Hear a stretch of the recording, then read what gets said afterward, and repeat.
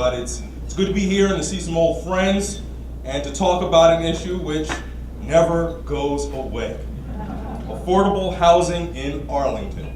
Now, what's great about this community is that we don't really have to take any time to make the case that affordable housing is a positive and beneficial thing. I think probably most folks in Arlington agree that having housing available to people at all income groups is a very desirable thing. But it's not just a desirable thing because we are a compassionate community. It's also essential if we're going to be the kind of place that has a competitive advantage over others, the kind of place that is able to attract and retain businesses. Affordable housing is going to be key to whether or not Arlington continues to see the kind of vibrancy in the future that it experiences today. And make no mistake, affordable housing is not just about providing a benefit to the family that may be able to live in a place at below market rates. It's also essential for businesses who want to be able to attract the best talent.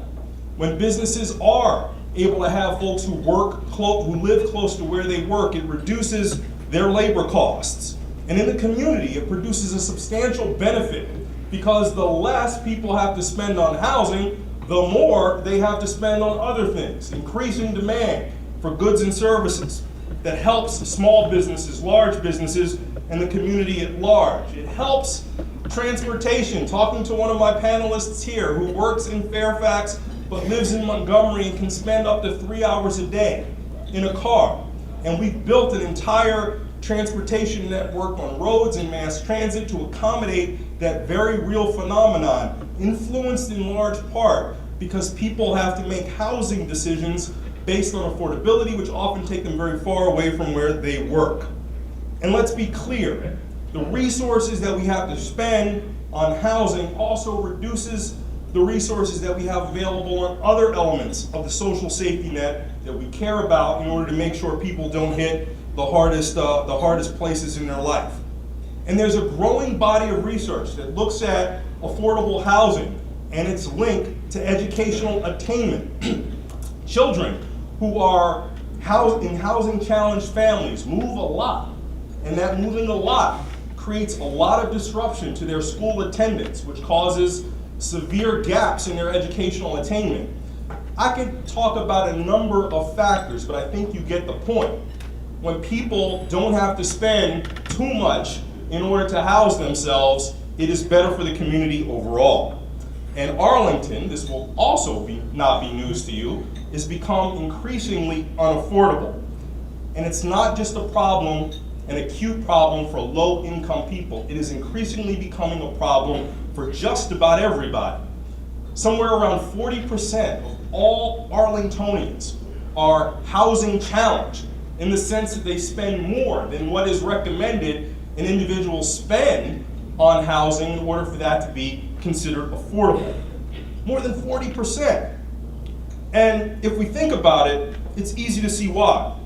In the last decade, rents have increased far faster than the wages that people earn through their work. To afford the average efficiency in Arlington County, one needs an imputed income of $57,000. To afford the average 3-bedroom requires an income of $111,000. Now we know, because we hear all the time, Arlington has a really high median income. But remember what that means. We have half of our residents, our households, that are making over $100,000. But that means there's half that do not. And a quarter of our households make under $60,000 a year. What about them? How do they compete in a market such as this? And just to give you a broad sense of how we've done in terms of meeting the affordable housing need over the last decade, in 2000, this community had about 11% of its units were committed affordable housing units, subsidized, committed units that were going to be affordable for a long period of time. And we also had at the time 13% above market rate units. So what we had in the vast majority were apartments that were affordable to a range of different incomes. There was competition for people who could find options in terms of affordable living.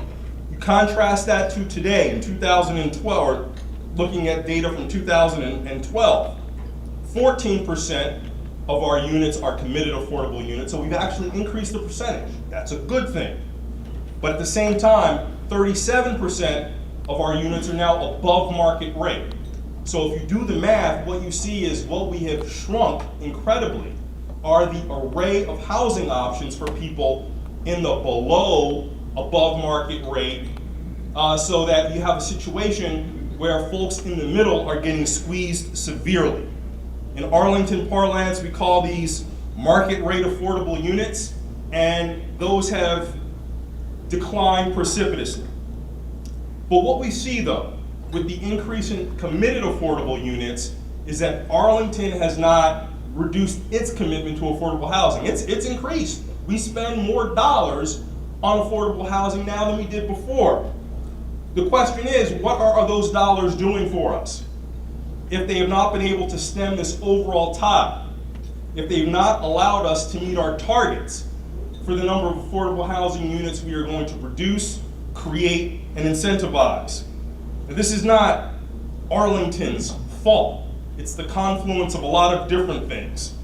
Escalating prices, inadequate income growth, and uncertain federal funding opportunities really makes our efforts to create affordable housing like a Sisyphean task. The more we put into it, the more it comes back to us as a problem that needs to be solved. The resources have not translated into results. Now, what we do is partner with developers to provide affordable housing, both for-profit and nonprofit developers. But let's look at what that actually does. We partner with almost 30 firms across over 80 properties to operate our committed affordable housing stock. Now, individually, these developers do a fantastic job. I've worked with many of them in the past. But understand that when you work with almost 30 different firms, you're talking about 30 different CEOs, 30 different sets of real estate experts, 30 different sets of finance experts, and staff to manage and operate those properties. The system itself is not as efficient as it potentially could be, or as it is in other places.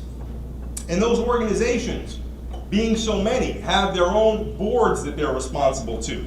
And they also have other ancillary activities that they pursue. If your goal is utmost efficiency, despite the great work that they do, this is probably not the model you'd find. Now, even if we were to create greater efficiency, I don't want to overstate the benefits of that, but even if we were able to create greater efficiency, that would not solve our problem, because fundamentally, our efforts to create affordable housing are really a matter of supply and demand. We got a whole lot of demand and not enough supply. It's that simple. And there are a few ways that you can affect the supply lever. One is to do what Arlington doesn't do, to buy up and keep land for housing purposes. It's not something that we do. But it doesn't mean that that's not something that we can't do. There are ways to land bank that don't involve the municipal government owning property. There are other ways to get it done. And the other thing that we can do is to create more supply through the use of awarding density. And I'm not just talking about going bigger.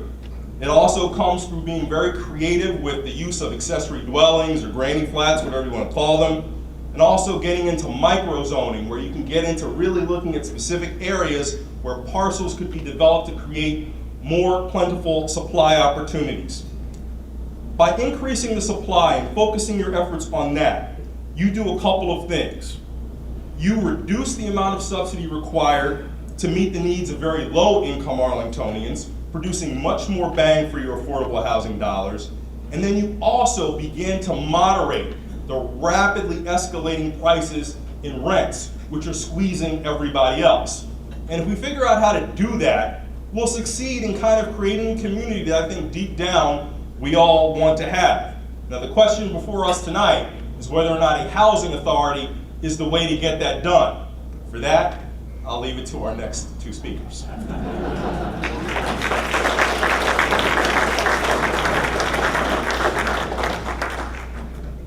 Thank you very much for inviting me today. I don't want to create a controversy. I'm here to give you the public information, and based on the information, you can vote whichever way you want, whether or not you want a housing authority in Arlington. I work for Fairfax County Department of Housing and Community Development. Let me just tell you how we are set up. We are a staff to Fairfax County Redevelopment Housing Authority. The Housing Authority was approved through a voter referendum in 1965 and was established in 1966. The Department of Housing and Community Development was established in 1973. So the FCRHA, the authority, doesn't have a staff of its own. We, as a county agency, act as a staff to the Housing Authority. Only 10% of our budget comes from the county. The rest, 90% of the budget, we earn ourselves. We manage federal grants, CDBG, Home, ESG, HAPUA. We are a developer. We manage our own properties. For certain properties, we hire a third-party management company. We issue bonds for multifamily housing, both for for-profit and non-profit entities. We make loans for housing projects. We make cash flow deferred loans. So it's not a must-pay debt service, but at the same time, if there's a cash flow, then we can expect payment on our loans. So we do a variety of things. And I was on a panel a couple of weeks ago in DC, and by the way, thanks to Kim for timing me because I took everyone else's time. And it was an 8 o'clock panel. I thought, not many people will show up. There were 150 people in the room at 8 o'clock, and they closed the door. And when I just went on my comments, the moderator said, well, we need to cut it off. So thanks for timing me. So we do a variety of things in our shop. Given the strain of local and federal resources, it has asked us to think outside the box how we can do things better. I was asked the question a couple of weeks ago, well, what is the solution to affordable housing? There's not one easy solution. There are multiple, areas that we need to work together. It's not just, the concept of housing authorities, also, the policies at the federal, at the local level. It also depends upon the land use policy, how we do affordable housing, how we are acquiring properties through non-profit and for-profit, what kind of rehab goes in. So it affects, through a number of factors.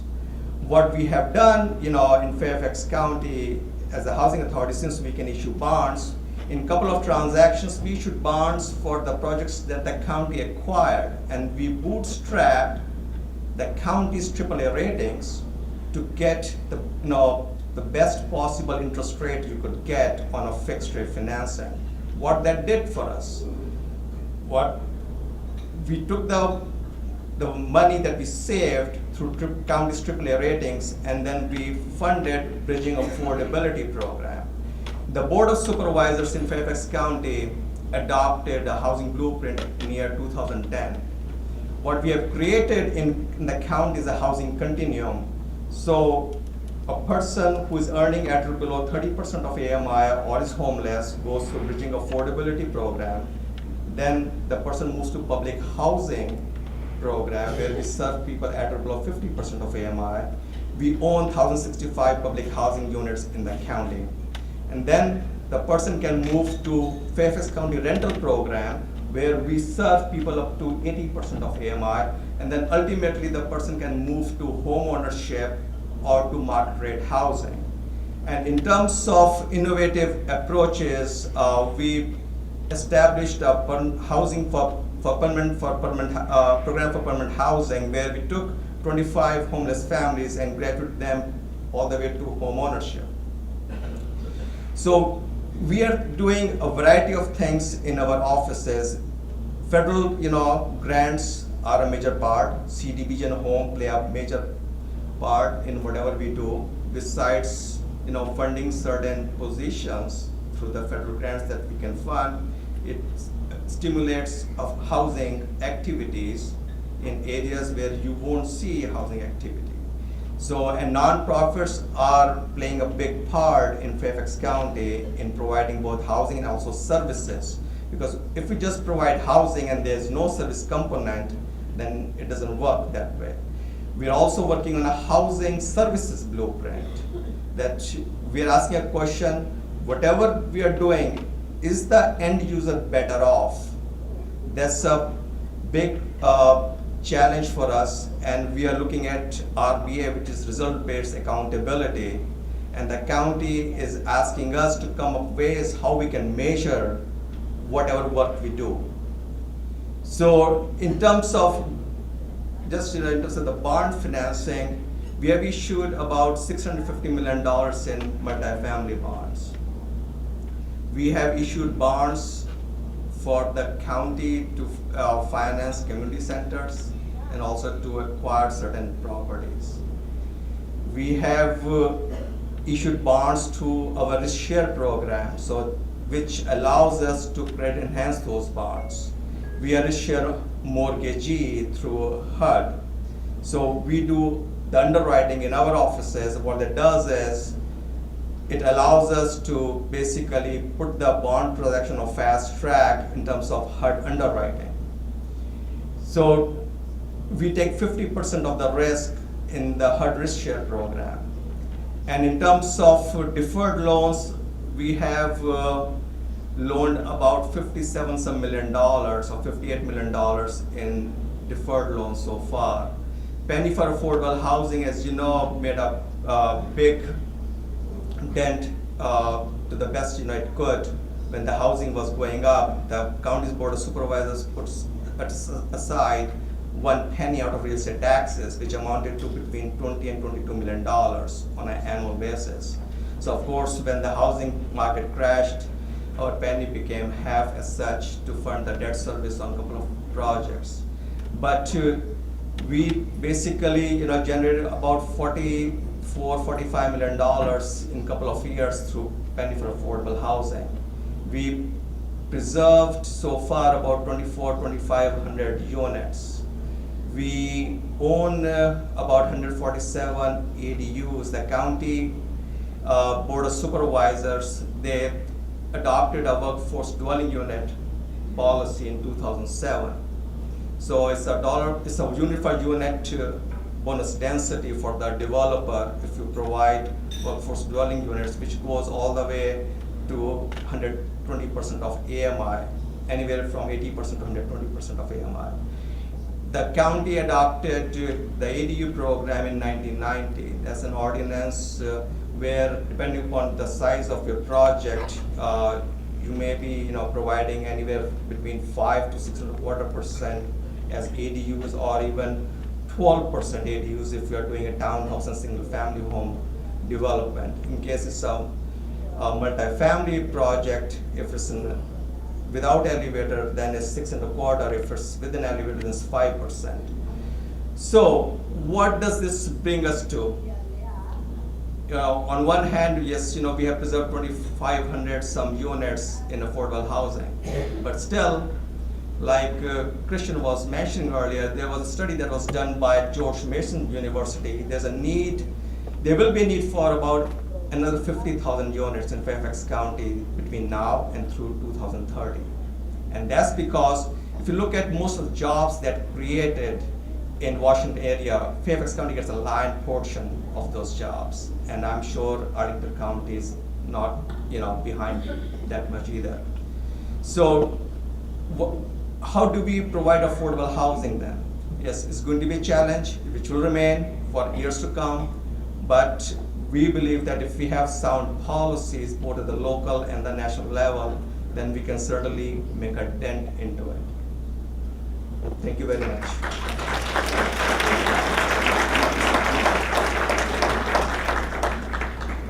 Thank you, Kim.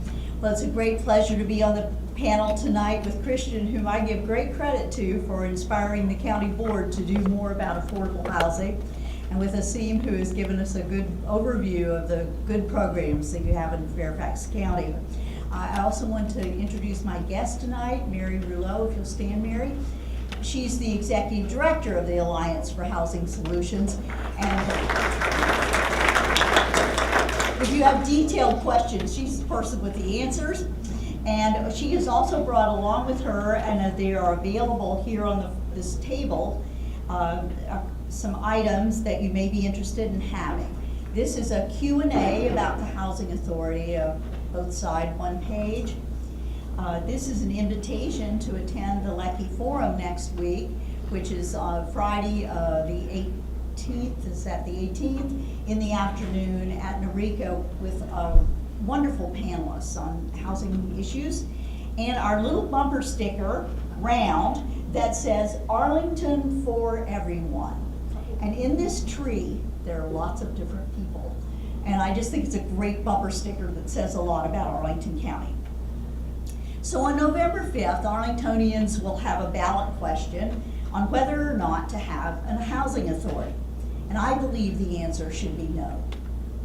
The Alliance for Housing Solutions is urging Arlington voters to reject the proposed redevelopment housing authority referendum that's on the ballot in November. Arlington faces significant challenges to housing affordability. We all know that. However, AHS believes, and I believe, that the authority would not solve this problem and would in fact have a negative impact. Years ago, after a housing authority was rejected in 1982, a year that I remember well because at the very same time I was elected to the county board. And what we were able to do after that was for Arlington to forge an agreement with the Alexandria Housing Authority, sort of like a memorandum of understanding that allows us to access all the financing mechanisms that are available to a housing authority. So we found a way to get access to those financing mechanisms in a different way when the authority was rejected. And so Arlington has for a long time, for decades, used a very innovative public, private, and nonprofit partnership approach to the creation and management of affordable housing in our community. And this successful approach has allowed Arlington to access the financial tools, the state and federal funding, in order to create mixed income communities while avoiding the costs of operating a housing authority. Using this highly successful strategy, Arlington has created more affordable housing units per 1,000 people than any other county in Northern Virginia, or city, including those with housing authorities. It's also the only jurisdiction in Northern Virginia that offers assistance to people with rental assistance through our housing grants program. So I think that this model of working with other private organizations, particularly our nonprofit housing organizations like the Arlington Housing Corporation, the Arlington Partnership for Affordable Housing, Wesley Housing, and others, has enabled us to harness the enormous energy of volunteers in Arlington County and the very generous financial support of people who live here in ways that a government housing authority would not be able to do. And Christian mentioned efficiency. I don't know if it's less efficient, maybe it is, but I think the value of bringing in volunteers and community support is well worth any loss of efficiency. And I think that this is an outcome that would have been very unlikely if we relied on a housing authority. Well, some say that a housing authority would result in a greater number of affordable units because it can acquire known as property. But actually, they, like anyone else, would have to have money to buy that property. It's really not a difference. They could get funding just as APA or AHC gets funding. They could acquire known property. We are able to do that with our associations. They have no more authority to preserve affordable housing than the county has now. Furthermore, rental units have become so expensive. That's another aspect of affordable housing, and a housing authority has no ability to influence housing rental property.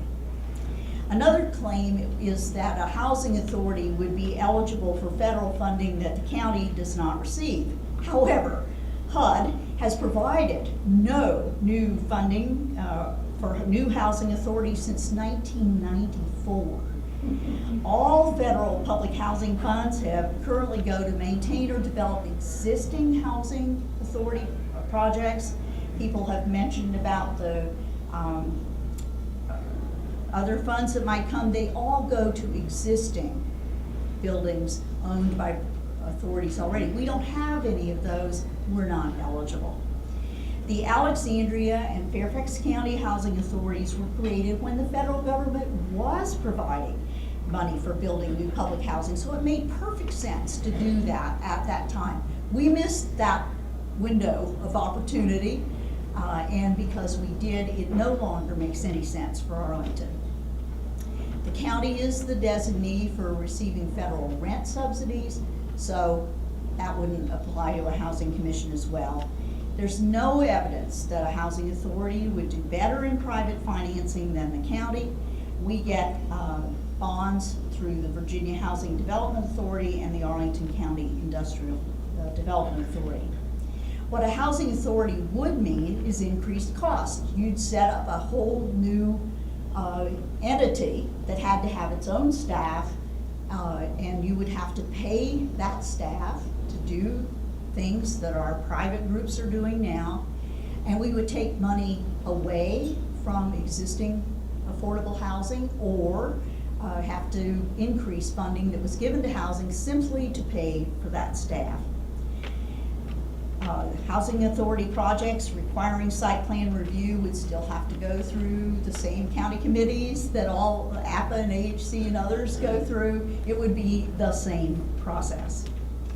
So again, let me emphasize that Arlington commits more local resources per capita to affordable housing programs than either Fairfax or Alexandria, and has produced more committed affordable units, that is, units that are affordable for the long term, than either jurisdiction.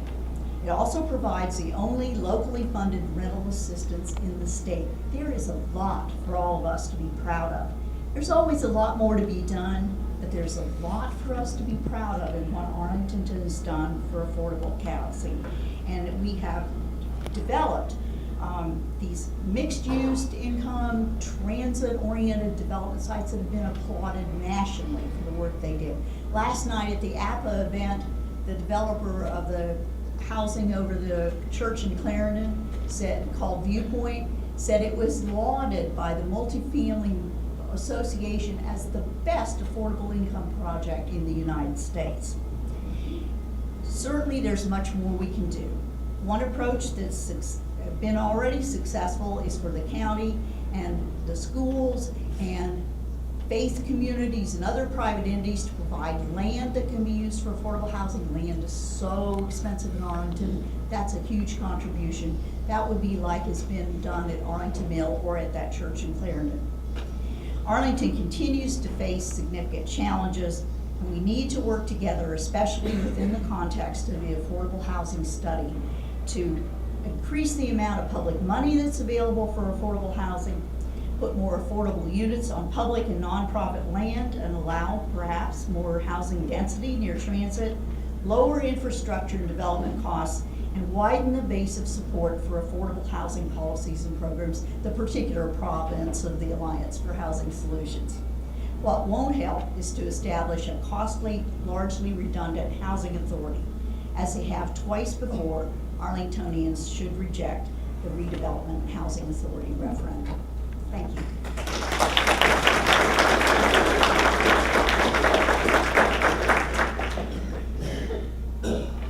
Alrighty, now is the time that we love in the program, the question and answer time. And as Lynn and John are getting the microphones, we ask you to raise your hand if you'd like to ask a question, to please state your name and, if applicable, the organization that you are affiliated with.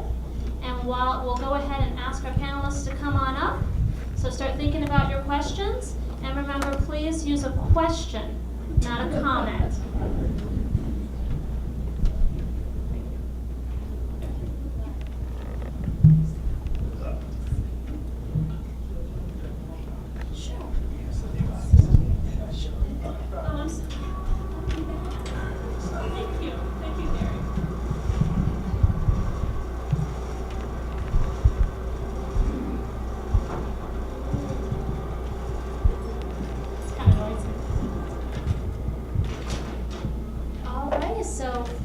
get some hands up. What questions do we have? Let's start with Carl in the front.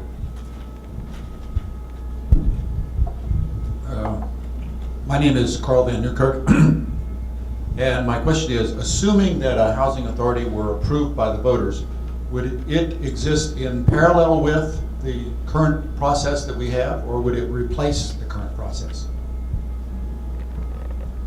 This will go in order. It depends. I think one of the things missing from this debate is that a housing authority in and of itself, once it's activated, doesn't just start doing things. It's how you constitute it. So, there are lots of different ways that you can do it. Mary Margaret talked about a scenario where it's a redundant bureaucracy. You don't necessarily have to create it that way.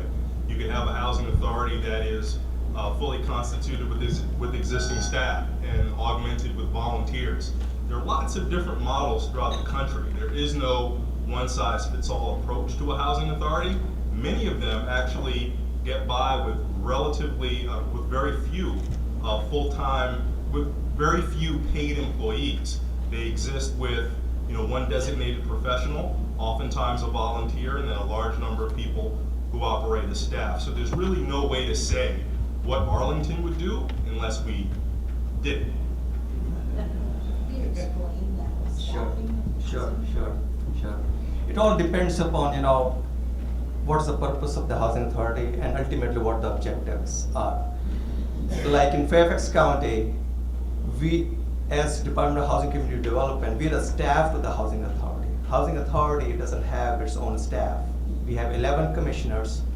So each board of supervisors, appoints one commissioner to the authority, and then we have one resident commissioner at large. So in terms of the funding sources and how to pay for the employees, only 10% of budget comes from the county. The rest, 90% of the budget, we earn ourselves. So we are out there, doing things, developing properties. We develop tax credit properties as well. So we apply for tax credits to VHDA like anyone else. Yes, we compete only in the housing authority pool, but until that change happened, we used to compete in the Northern Virginia pool. So in terms of paying any permits fees or the process, we follow the same process like anyone else would follow, whether you're a non-profit developer or you're a for-profit developer. We get no abatement on our fees, even though we are a county agency. We pay the same fees to the county like anyone else would pay. So it depends upon what the purpose of the entity would be and what would be the role. If you look at Montgomery County, they have housing authority, which takes care of the housing choice vouchers and issues bonds, takes care of public housing. Then they also have Department of Housing Community Affairs, and CDBG and home and other grants flow through their office. If you look at DC, they have a housing authority, they have Department of Housing Community Development, then they have DC HFA to issue bonds from multifamily housing. We do it all in our shop.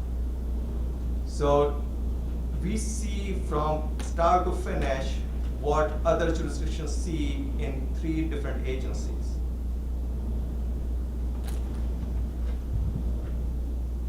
Is it not?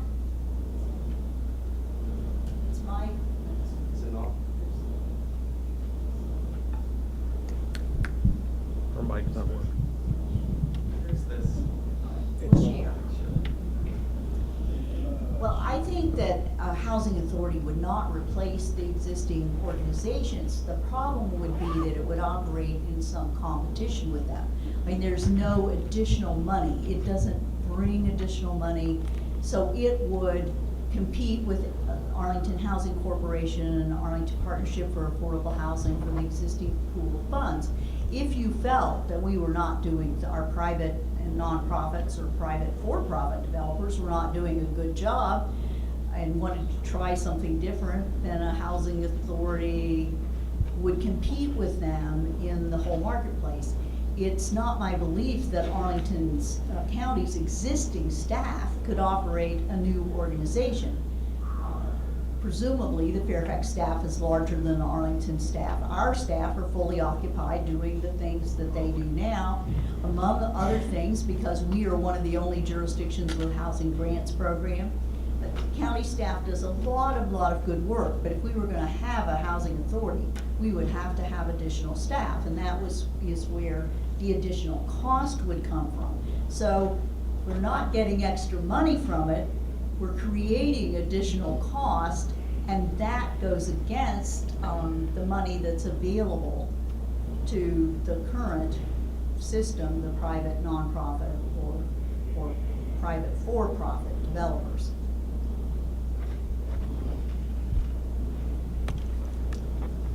Let's go first. Barbara in the front.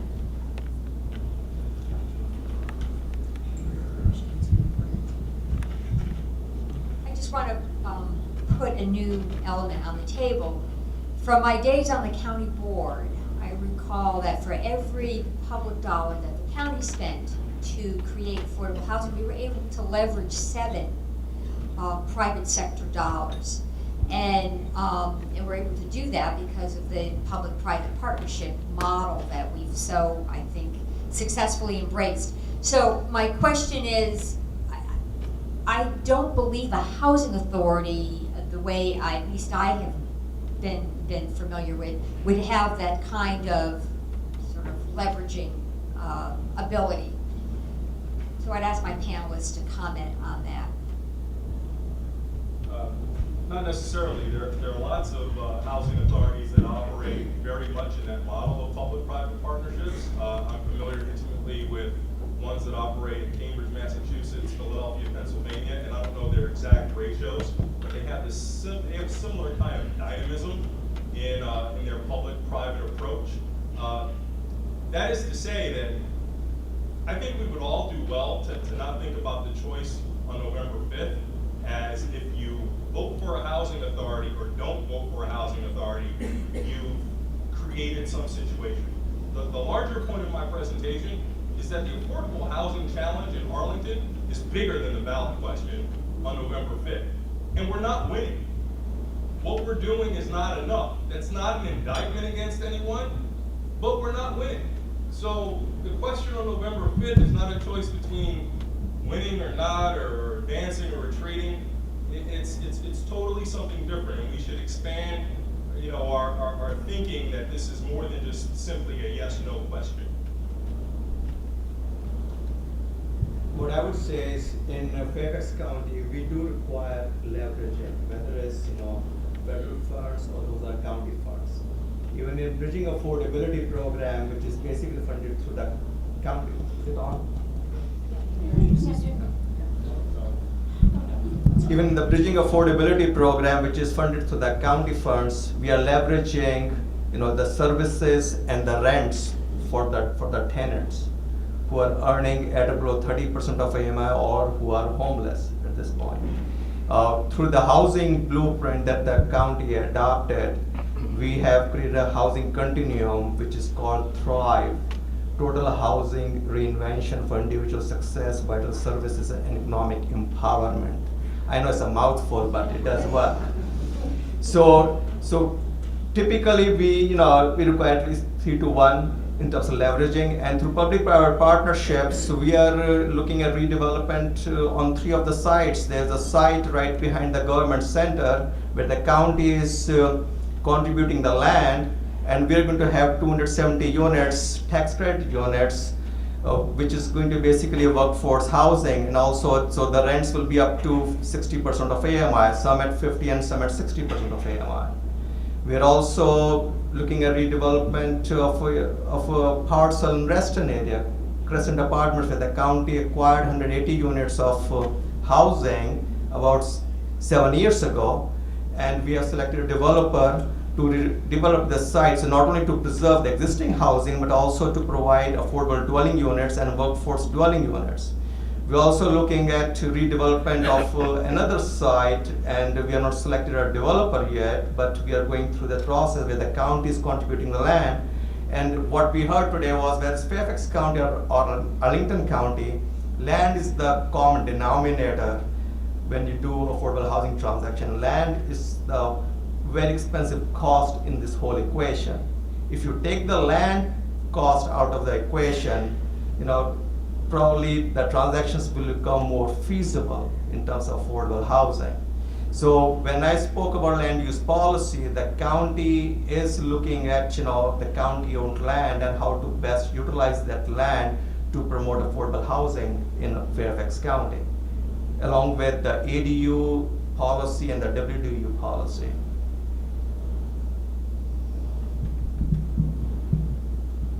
I don't think it's clear.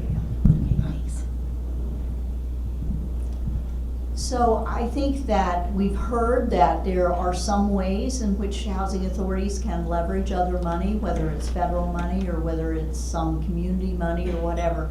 What we know is that in Arlington County, we have that kind of leverage. We have seen it over the last several decades here in our own community, where the volunteers who tutor children after school, who do all kinds of services and help to the nonprofit and private developers in the county to provide resident services, the faith community that participates in those activities. It's been inspiring to me to see what people in this community have done as volunteers and to see what they have done in contributing. So it's not just big federal dollars or big something or else that's being leveraged. It is small contributors in Arlington in various amounts of money who have contributed to make these housing organizations successful. And I mentioned before that last night I was at APA's major fundraiser.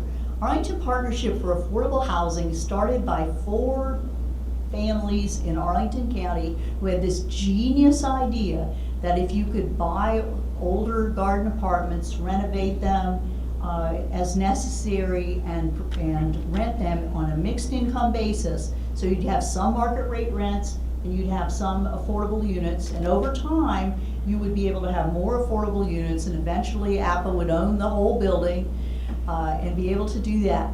They announced last night in Arlington County $290,000 at their fundraiser. That's an impressive support from this community, and many of those dollars come in small chunks, but together they add up to huge support. I think Marjorie was next. As a retired advocate for the Arlington teachers, I was interested in your comment about workforce housing in Fairfax. And I wonder if you could tell us whether you reserve or designate any of that workforce housing for your teachers or your firefighters or your other county or school employees so that they can live within the boundaries of your county.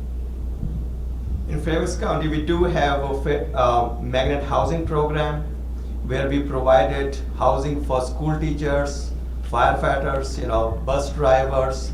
We formed collaborations with Innova. So for the new, graduate nurses who are coming out of the program, they're not earning, that well initially. So to provide them support so they can live close to where they work, we provided housing for nurses as well.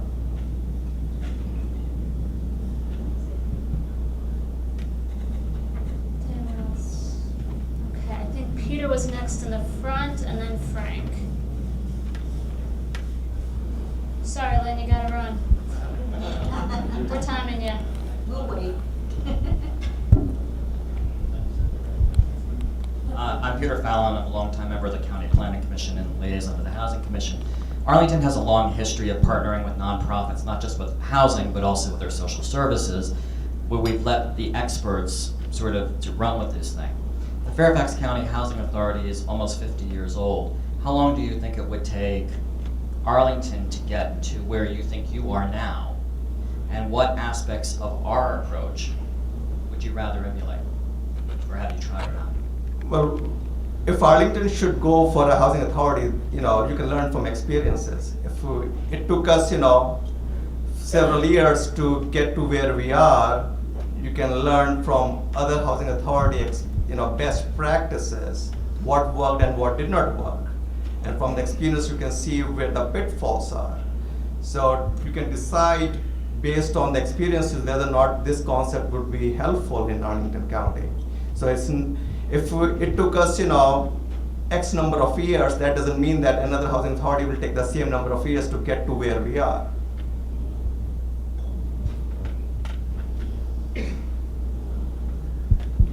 All right, I think we had Frank next, and then we'll go back up front.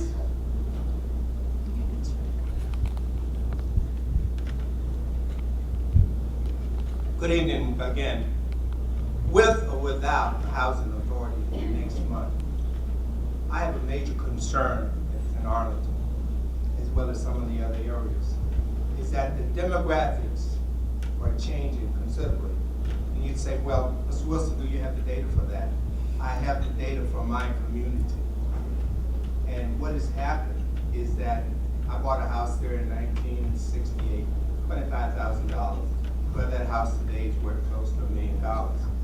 In my community, what is happening is that builders have torn down older homes, and the very cheapest, and hear me, the very cheapest is $1.1 million in a community that was all black when I moved there, which doesn't matter in terms of this, but affordable housing, because we have many people who can't afford that.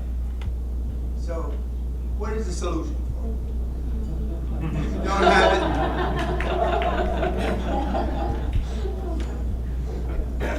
I'll tackle everything before Frank said, what is the solution? But as we're having this national conversation about growing inequality, you know, we can't kid ourselves. We know what that means. The more unequal America becomes, that means the fewer opportunities for people who are brown and black to be able to afford to live in high and rising cost areas, and Arlington is a high and rising cost area. So those larger trends are certainly reflected in the demographic data that you see in Arlington, and if it continues, if we don't really start tackling it, it's going to get a whole lot worse. And you know, as Arlington is a community that is on the books, I mean, we say it, we're a community that values diversity, we think everyone is important. I believe people believe that. But that will become a pretty hollow mission statement if these forces continue unabated. So, you know, a few of the things that I think we need to try to do are to really get serious about affecting the supply of housing. One of the things that's also very true in this community is that people love the concept of density until it encroaches on their neighborhoods. We gotta change that. You can't have it both ways. We got to realize that density is a fact of life in a growing urban community. It doesn't mean that it's high and ugly and encroaching. It can be done in very creative, sensible ways that make sense, not just for corridors, but for streets. This concept of microplanning, where you really get down into the nitty-gritty and say, what makes sense for this street? Those are tools that we need to bring to the toolbox that Asim talked about in order to tackle this problem. If we think that it's a housing authority or a current system and that's good enough, you know, we're going to be talking about this in another 4 years, another 8 years, another 80 years, because we're not going to be able to make a dent. You know, our goal is 400 committed affordable units a year. We've had those goals for a decade. We've never hit that goal. Now, it doesn't mean that we're a failure. It just means that the problem is huge. So even in the area of committed affordable units, where we've had the greatest amount of success, we've still yet to hit a goal. And then when it comes to this market rate housing, I mean, we're getting creamed. So, you know, that's that. No, and I totally agree with you. It's a huge problem. And I think this community has done more than most, and we do believe in that. But market forces are outstripping our ability. Jay Fazette told me the other day that Arlington County, as a total, puts about 5% of our budget in housing, whereas in Alexandria it's 0.9%, and in Fairfax it was, I think, something like 1.3%. Good efforts on their part, but ours is almost 5 times more than that. I think probably a good piece of that difference is the housing grants program that we have, which what that housing grants program is for people, is rent assistance for people who aren't on Section 8 but they don't make enough to pay the rent. And the county pays the difference between what they're able to pay and about 40% of their income. Now that's a relatively high amount for somebody to pay 40% of their income, but it's less than it used to be. And I was on the county board when the housing grants program was in its infancy, and I remember when we first found out that there were people in Arlington who were paying 90% of their income for rent. And typically who those were women who had come to work for the federal government, single women who had come to work for the federal government during the World War II, and continued in their clerical occupations for the federal government for many years and retired on tiny little pensions that didn't come close to paying their rent in Barcroft Apartments. So the county has gotten people down to 40%, those who are eligible, and that's a program that people are entitled to, right, Walter? We were joined by Walter Tejada. Say hi to Walter. So that, I think, is a really important program that we offer. It's not the committed affordable unit, but it is something that enables people now, typically not the retired lady from the federal government, but people who have come to this community and who represent part of the diversity of this community. I do think that rental assistance program is a very important program that Arlington offers that's not found in every community. But we have a lot more to do. I mentioned earlier about density. Arlington County, in its development in the metro corridors, has accepted a lot of density. We basically gave away density to get the kind of economic development here that we wanted to see. And we limited it, and we kept it in the metro corridor, and we shaped it so that it was taller at the metro stations and tapered down to the neighborhoods. We've worked out a system in Arlington that has provided a lot of additional density, not just office buildings, but housing as well. Ballston is 50% housing and commercial, but it's generally been pretty expensive housing, with a small percentage set aside for affordable units. So I think Arlington is open to whatever ideas that we can have that are going to make a difference in helping keep this a diverse community. But it's not an easy task, right? That we are in a very desirable location. Land values are very high. And Frank, I've seen the same phenomenon in my neighborhood. They knock a perfectly good house down and build, sort of this monstrous looking mansion there. And I think we see it all over Arlington. And I'm not sure that's helping with it's not helping with our affordable housing unit problem. All right, I think we have time for maybe 2 or 3 more. We have Rick and then the gentleman over there. Rick, you're first.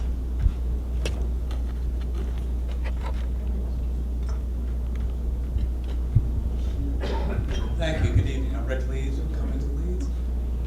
Does the panel have any idea Does the panel have any idea what the Arlington voter is going to bear as an expense for this commission if it is created? So essentially the vote is to create a commission, but we have no idea what the economics of that commission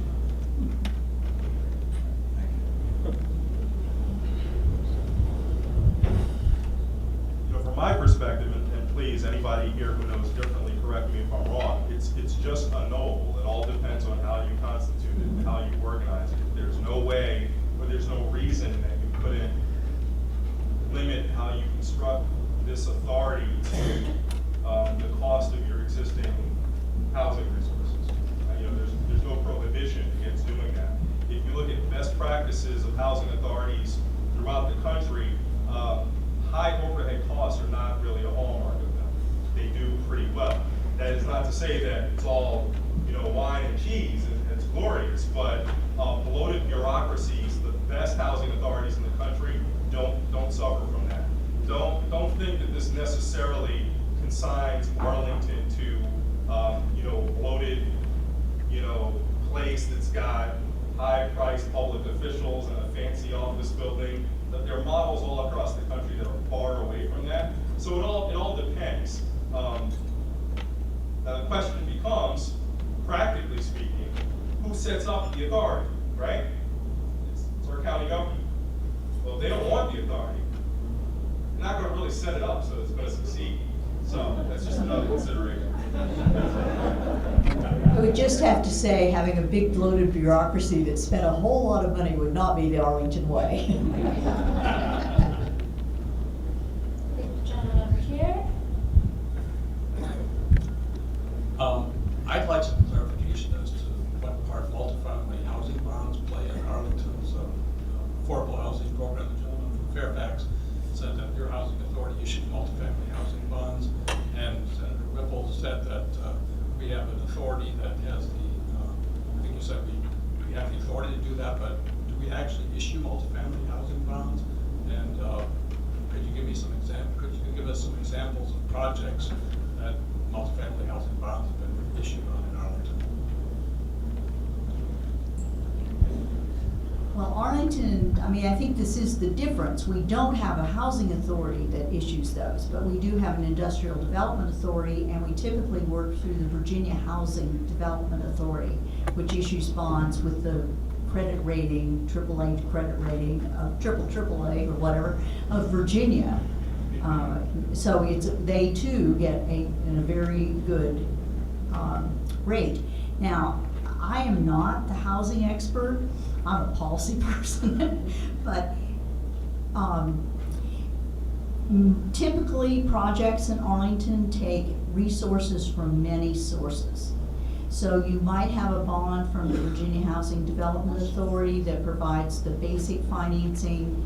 You might have a grant from the county's AHIF program, Affordable Housing Investment Fund. You might have low-income housing tax credits from the federal government. It could be, depending on the building, that you get some historic preservation tax credits. I think we've usually found that it takes a mix of sources to put together a package to allow for the development of an affordable housing project in Arlington. And then once it's developed, they have to look at the income stream, they have to pay back the debt service. Some things are grants, most things are loans. And sometimes that leads to the mix of how many units are going to be market rate and how many are going to be subsidized units. And then where are those subsidies going to come from? Are they going to come from the project itself, or is that person going to get a subsidy that comes with the person and brings funding to the project? Housing is very complicated, and it really requires a lot of putting the pieces together to make it work. But we've been successful in doing that. Well, the way we do things in Fairfax County, when we issue bonds, we do earn a fee, a issuer's fee. So if you are looking for avenues in terms of how to generate revenue for the operation for the agency, that's one of the ways. And we also charge a monitoring fee. So instead of going to another issuer and having them issue those bonds, we issue those bonds ourselves.